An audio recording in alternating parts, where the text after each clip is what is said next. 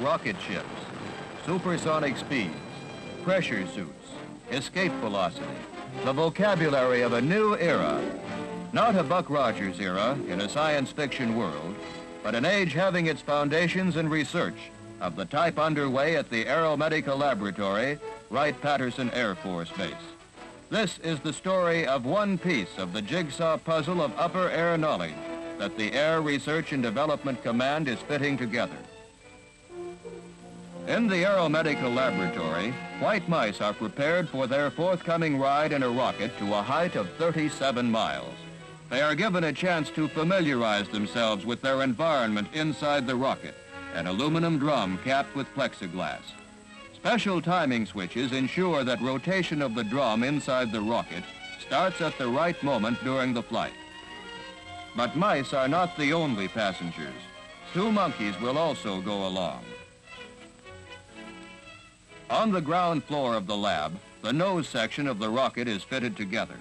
A motion picture camera is inside this reinforced box, and by using a front surface mirror, it photographs the activities of the mice while the rocket is in flight. The mouse container slides in next to the mirror.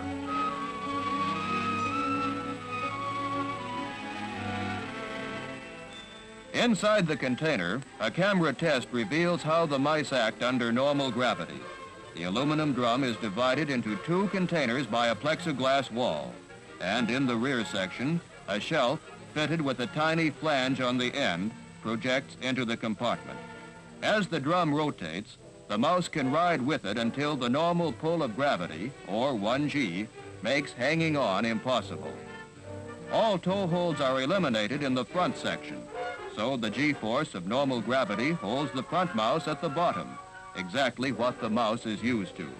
The ball is a handy reference indicating the direction, but not the strength, of the G-force holding the mice. It is used later to detect rotation of the rocket while in flight.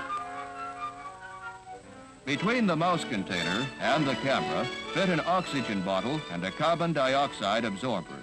These create a sea level environment throughout the trip. At the tip of the nose, a dynamotor provides electrical power. Below, telemetering transmitters send out data on blood pressure in the monkeys and temperature and pressure in the rocket. Next, a monkey seat.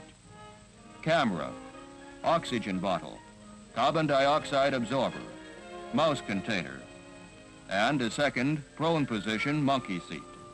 At the bottom is the beacon, a transmitter sending a continuous record of the rocket's position. Telemetering antennae project from the tip of the airtight nose cone. The nose section is 7 feet high and made of aluminum to save weight. The rocket is a high-altitude research type called the Aerobee. On its tail is a booster which gives the rocket an additional upward thrust during launching, falling away at 1,000 feet when exhausted. The motor is simply a combustion chamber where fuel and oxidizer are mixed under pressure. At the base of the nose section, 2 parachutes are built in behind the beacon to recover the nose cone when the rocket fuel is expended. Aeromedical scientists conduct the flight at the Holloman Air Development Center in central New Mexico. The animals are prepared inside this building prior to firing. The experiment has 3 specific purposes. First, to test the practicability of a protective and escape capsule in a rocket flight. The second is to get a graphic and pictorial record of the effect of the rocket's flight accelerations on animal physiology. Man might be affected in the same way as the animals in the test. The third is to find what effect short exposure to subgravity has on animals inside a sealed nose capsule. The animals are being taken to the launching tower.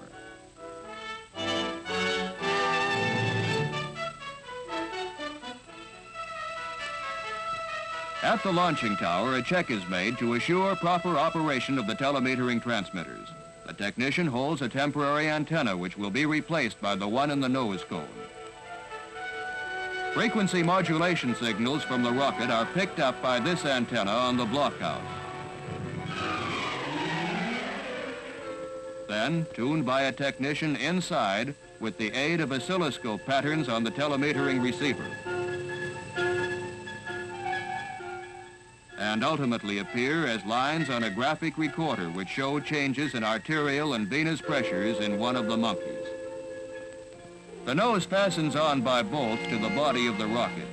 It is really just a framework now, but when the rocket is in launching position in the tower, the animals and equipment will be added.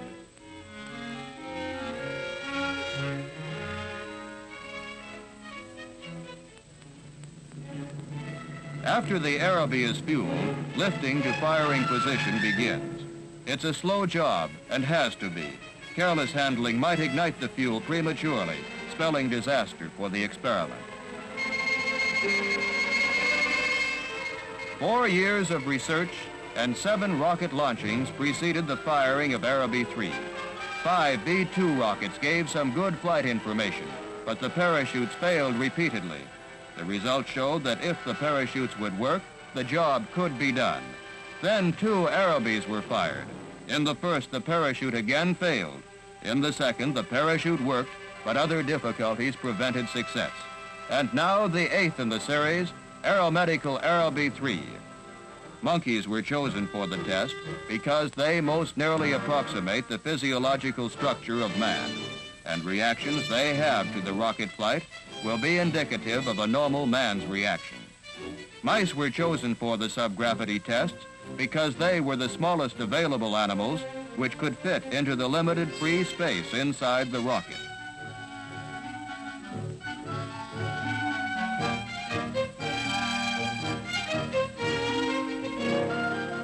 With the animals on the scene, loading of the nose section can begin.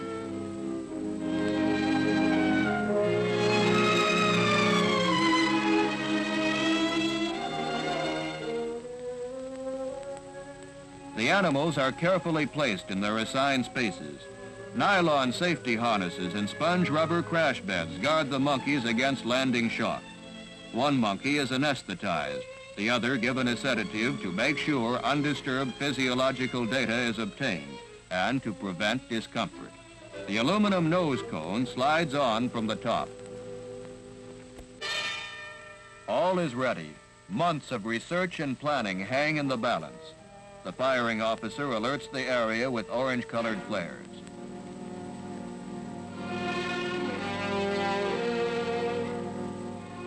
One question remains: will everything work? In the blockhouse control center, it's only a matter of seconds. 5 seconds. 4, 3, 2, 1, fire!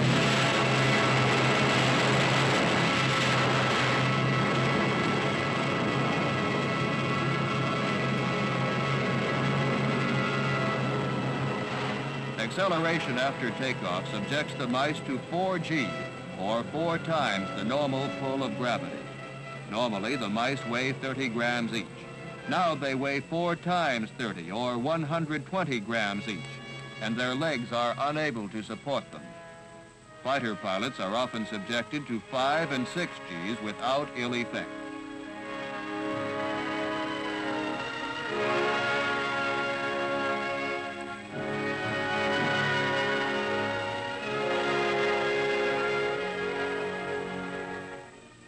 By the time all fuel is burned, the rocket is hurtling upward at more than 1,900 miles per hour. Without support from the rocket motor, the missile actually floats upward, gradually losing speed because of the pull of gravity. The mice float in their containers, evidenced by the ball no longer held at the bottom of the drum. The first mouse is more disturbed than the second because the second is better able to orient himself by reference to the shelf. The 120-gram downward pull on the mice during takeoff is replaced now by only a 1-gram sideways thrust caused by the slow rotation of the rocket.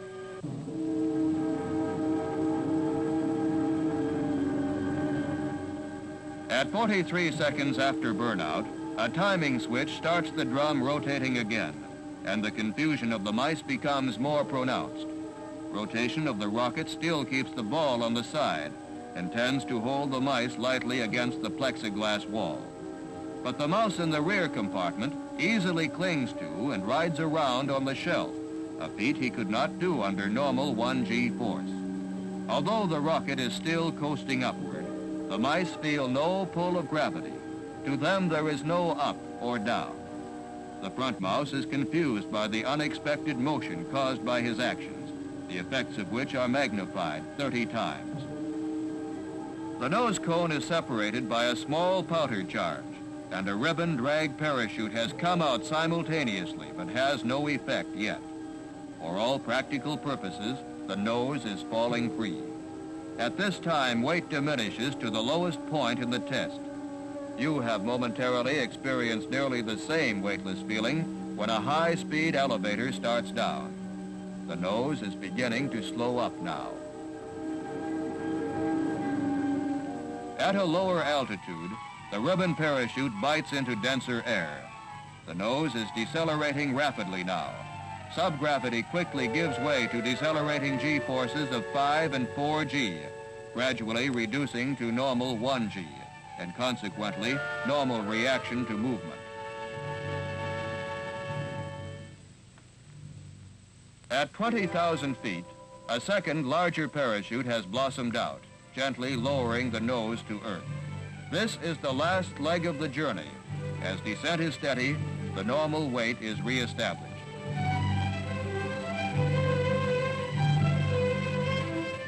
This brief test revealed no reason why man cannot fly 37 miles up in a rocket. No harmful effects occurred, and the test showed that the great environmental changes have no effect on life in a sealed capsule. Return and safe recovery of a capsule has proved practical.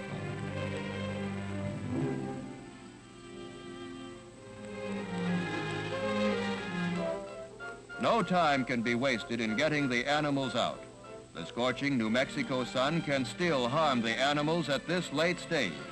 So to save time, tin snips and a hacksaw make short work of the nose cone. Removing the cone intact would delay recovery too long.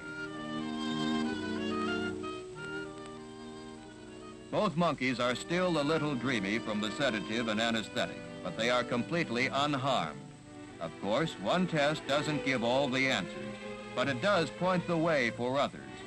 Future studies using high-altitude balloons and longer-range rockets will be made to discover the effect of prolonged exposure to cosmic radiation and the subgravity state. This study is one of several being conducted by Air Force research laboratories. Their work is coordinated by an Upper Air Research Committee of the Air Research and Development Command. The scientists, with the animals, move back to the laboratory.